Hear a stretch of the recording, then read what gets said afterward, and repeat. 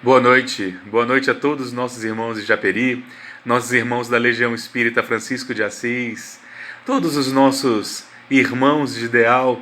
É com muita alegria que nós conseguimos nos reunir mais uma quarta-feira no entorno da mensagem de Jesus, no entorno da mensagem espírita. Sou muito grato aos amigos espirituais por essa oportunidade, sou muito grato à direção da instituição por essa oportunidade e por todos os amigos e irmãos que fazem parte desse nosso encontro, desses nossos momentos, desses nossos instantes, que nós possamos estreitar cada vez mais esses nossos laços de amizade, de companheirismo, e como nós sempre falamos, que muito em breve nós possamos voltar a trabalhar lado a lado, desenvolvendo as nossas atividades na seara espírita, com a certeza de que saímos ou caminhamos vitoriosos depois de tantos momentos difíceis que nós passamos. Nós temos certeza que muito em breve nós poderemos retornar às nossas atividades ditas presenciais, às nossas atividades na nossa seara, as atividades de domingo, as atividades de quarta-feira. Tenho certeza que será muito em breve. E como nós sempre o fizemos, nós sempre iniciamos os nossos estudos falando de Jesus. Falando de Jesus, naturalmente, aquele que é a luz do mundo, aquele que é governador espiritual do nosso orbe, aquele que é um espírito puro, o mais adiantado de todos os espíritos que já caminhou entre nós, aquele personagem que Deus nos presenteou para que nos servisse de modelo e guia. A menor resposta do Livro dos Espíritos, quando Allan Kardec perguntava aos espíritos qual seria o personagem que Deus teria nos enviado para que nos servisse de modelo, e os espíritos responderam com essas 5 letrinhas: Jesus. Jesus é nosso modelo, Jesus é nosso guia. E nós, espíritas em particular, nós tentamos, através do auxílio dos nossos guias e mentores, da literatura espírita, com o auxílio dos nossos anjos, nós tentamos compreender essa personagem na sua grandiosidade. Nós sabemos que ele, muito antes de nós, ele aqui já se encontrava preparando o nosso orbe, desenhando o nosso orbe, para que ele pudesse ter condições de receber-nos, de receber as nossas formas viventes, e assim aconteceu. Nós sabemos que a espécie humana, a espécie chamada de Homo sapiens, ela já jornadeia pela Terra há mais de 100 mil anos, por mais que seja estranho para alguns, mas os fósseis, os registros fósseis mostram que a nossa espécie já jornadeia pela Terra há mais de 100 mil anos. E uma outra curiosidade, nós convivemos aqui com outras espécies. Uma espécie que todos nós conhecemos é a Homo neanderthalensis, que nós chamamos de neandertais, antropóides. Naturalmente, desse fluxo migratório de espíritos que chegam e saem de diversos educandários, porque são muitas as moradas que existem na casa do Pai. Esse educandário já serviu de escola para diversos personagens, para diversas civilizações, e hoje somos nós que estamos aqui. Agradecemos a Jesus por essa oportunidade de estarmos mergulhados nesse orbe, e mais, agradecemos a Jesus por ser Ele o comandante dessa embarcação planetária. Nós estamos numa embarcação planetária, nesse oceano maravilhoso, sem fim conhecido por nós. Jesus está o leme da embarcação, nós não temos nada a temer. E tudo o que está acontecendo em qualquer parte do orbe está sob a égide, sobre o controle, está exatamente de acordo com que Jesus, como Jesus planejou para todos nós, sendo Ele, então, nosso administrador. Nós iniciamos o nosso estudo, então, com muita gratidão a Jesus pela oportunidade de estarmos reencarnados, principalmente nesse momento tão delicado para a humanidade e em especial para nós brasileiros.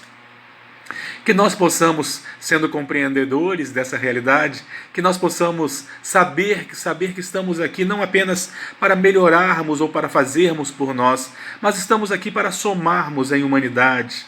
Que nós possamos, ao desencarnarmos, termos a certeza, arfando aquele ar aquele ar profundo, com aquela certeza de que nós deixaremos o mundo um pouquinho melhor. É óbvio que nós não temos condições de modificar um país, nós não temos condições de fazer grandes coisas, mas façamos pequenas coisas, e quando nós somarmos as pequenas coisas, ela será algo imenso, que nós possamos somar os nossos exemplos, que as nossas palavras, que o nosso verbo seja sempre algo que é crescente, que coloque as pessoas para cima e nunca para baixo, que nós possamos verdadeiramente servir com fraternidade e esperança. Ah, meus irmãos, a esperança. Estamos vivendo momentos tão difíceis em que as pessoas se encontram tão desesperançosas. Sabemos das dificuldades materiais que acometem muitas pessoas nesse momento em que nós estamos vivendo, mas existe também um acometimento muito pior, que é exatamente o da desesperança. Nós estamos aí fechando as portas do mês de setembro, onde diversas instituições se reuniram exatamente para falarmos da temática do suicídio. O setembro, que ficou conhecido como Setembro Amarelo, na verdade, convidando as pessoas a meditarem, a se fortalecerem, a compreenderem exatamente o drama do suicídio. Existem muitas e muitas pessoas, muitos irmãos, à nossa volta mesmo, e talvez bem próximo de nós, e nós não percebamos que estão verdadeiramente desesperançosos, desesperados, que as notícias que circulam, as inúmeras, a enxurrada de notícias que nós recebemos o tempo todo, a maior parte delas notícias pessimistas, calamitosas, notícias falsas, notícias que fazem com que nós desanimemos verdadeiramente. Quantos de nossos irmãos nos encontram exatamente nesse momento, perguntando por que permanecer aqui? É nossa tarefa levarmos otimismo. Não podemos esquecer de que é Jesus quem está ao leme da embarcação. E Jesus conta conosco. Ele conta comigo, ele conta com todos nós. Que nós possamos jamais semear a desesperança, o pessimismo. Vamos levar alegria, vamos levar nossos ouvidos, vamos levar compreensão, vamos levar fraternidade, porque Jesus conta conosco. Não à toa estamos reencarnados nesse momento tão delicado para todos nós. Jesus, que num determinado momento, conforme nós encontramos no Evangelho de Mateus, e já foi nosso objeto de estudo em alguns meses anteriores, ele teria falado sobre o nosso olhar. Dizia ele que se os nossos olhos forem bons, todo o nosso corpo se convertia em luz. E nós fizemos um extenso estudo sobre essa passagem de grandiosa profundidade. Entretanto, quando nós analisamos o versículo seguinte, porque nós só analisamos o versículo que fala dos olhos bons. Mas quando nós continuamos a leitura do Evangelho de Mateus, logo no versículo seguinte, Jesus teria dito que o contrário também acontece. Se os nossos olhos não forem bons, do contrário, todo o nosso corpo mergulha, padece em trevas. E isso acontece verdadeiramente, os nossos olhos, eles têm um poder incrível, porque os nossos olhos, o nosso olhar vai junto, conduz os nossos sentimentos. E existem pessoas que olham verdadeiramente com aqueles olhos de cobiça, de inveja. Esse sentimento ainda existe em nossos corações. É necessário que nós façamos uma análise daquilo que nós sentimos, para que nós possamos remediar, para que nós possamos nos vencer. Estamos aqui para isso. Porque quando nós olhamos para a conquista de alguém próximo, de alguém que nós conhecemos, com cobiça, quando nós cobiçamos o espaço que aquela pessoa conquistou, ou quando nós julgamos que aquela pessoa não teria merecido, quando nós sentimos esses sentimentos, ele tem um nome, chama-se inveja. E a inveja ainda existe em nossos corações, por mais que nós tentemos de alguma forma escondê-la, que nós neguemos, nós ainda percebemos que, vez por outra, somos assaltados por esse tipo de sentimento, por esse tipo de pensamento, porque somos humanos. E se nós não tivéssemos mais esse sentimento, nós seríamos perfeitos, e eu tenho certeza que nós não o somos. É necessário que nós saibamos controlar esses sentimentos, que nós saibamos mudar a forma como nós vibramos, imediatamente quando nós formos assaltados por determinados sentimentos, daqueles mais mesquinhos que ainda brotam em nossos corações, que nós saibamos imediatamente derrotá-los, imediatamente mudar essa frequência. Eu lembro do médium Divaldo Pereira Franco, num curso que ele fez num seminário, em que ele falava de uma senhora. Ele sempre gostou de cultivar flores, ele sempre gostou de ter o jardim florido, e ele falava de uma senhora que, ao visitá-lo, sempre que ele mostrava as flores, suas orquídeas, tudo aquilo que ele gostava de cultivar, quando ela ia embora, tudo secava.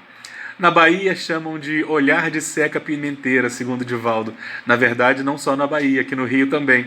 Existem pessoas que, mesmo sem perceber, elas conseguem cobiçar, elas conseguem desejar aquilo que é de outro no sentido negativo, no sentido que o outro não tenha, no sentido que o outro perca, porque ele incomoda saber que o outro tem. E aquela senhora tinha, em especial, um magnetismo e fazia com que as plantas secassem, o que o Divaldo, então, motivado por sua mentora Joana de Ângeles, a teria convidado, a teria chamado para uma conversa. Ela então fez o curso de passe, ela começou a frequentar algumas reuniões na Seara Espírita, e toda aquela energia que ela conseguia canalizar, ela começou a utilizá-la para o bem. Mas isso nunca teria acontecido se ela não estivesse aberta para reconhecer suas dificuldades, para reconhecer que as suas dificuldades, que eram fortalecidas exatamente por esse magnetismo que ela havia trazido nessa reencarnação, acabou se transformando numa importante médium de curas, acabou se transformando numa importante médium passista, auxiliando as atividades da Seara Espírita, porque nesse momento ela passava a reconduzir as energias, a ressignificar alguns sentimentos, e ela aprendia a vencer-se. Todos nós estamos aqui para vencermos-nos, para que nós saibamos, porque é importante que nós saibamos o poder dos nossos sentimentos, do nosso pensamento, o poder do nosso olhar. Todos nós, sem exceção, somos usina geradora de muita energia. E quando nós a canalizamos com o nosso verbo, com o nosso olhar, vai tudo isso repleto de muita energia. E estamos sendo convidados por Jesus para que nós aprendamos a canalizar as melhores energias. Não vamos somar ou contribuir com o desânimo do mundo, com as notícias ruins, que na maioria das vezes nem são verdadeiras, que circulam pelas mídias sociais. Vamos tomar muito cuidado para que apenas aquilo que é crescente, que some, saia da gente. Vamos contribuir para um Brasil melhor, com muita esperança, para que nós possamos não apenas sairmos daqui vitoriosos, como é o objetivo de todos nós, mas possamos colaborar iluminando a estrada daqueles que estão à nossa volta, daqueles que nos ouvem, daqueles que confiam na nossa mensagem. Vamos todos nós trabalhar verdadeiramente em esperança. Vamos orar pelos que sofrem. Vamos oferecer o nosso ombro, vamos oferecer os nossos braços, vamos oferecer os nossos ouvidos, vamos oferecer o nosso olhar afetuoso, para que as pessoas possam ter certeza de que encontrarão em nós aquele a quem nós seguimos, que as pessoas possam encontrar a mensagem de Jesus na nossa mensagem, por que não? Estamos aqui para isso.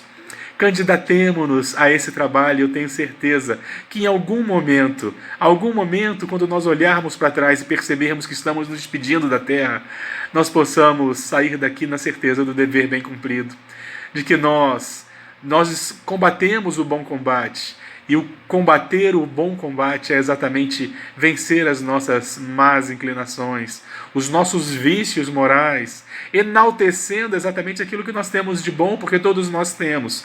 Não existe apenas a maldade, não existe apenas a inveja, não existe apenas a cobiça. Nós também já possuímos inúmeras virtudes, que elas possam de alguma forma serem enaltecidas, possam ser multiplicadas, e que nós possamos usar tudo isso que nos é oferecido para o bem, para as atividades da nossa seara.